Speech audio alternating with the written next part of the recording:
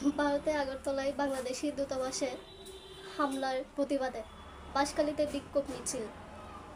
ভারতের আগরতলায় বাংলাদেশের হাই কমিশন অফিসে হামলার প্রতিবাদে চট্টগ্রাম দক্ষিণ জেলা বিএনপির নেতা ও বাঁশখালীর গন্ডামারা ইউনিয়ন পরিষদের সাবেক চেয়ারম্যান লিয়াকত আলীর নির্দেশে বিক্ষোভ মিছিল অনুষ্ঠিত হয়েছে। বিস্তারিত দেখুন ভিডিওতে।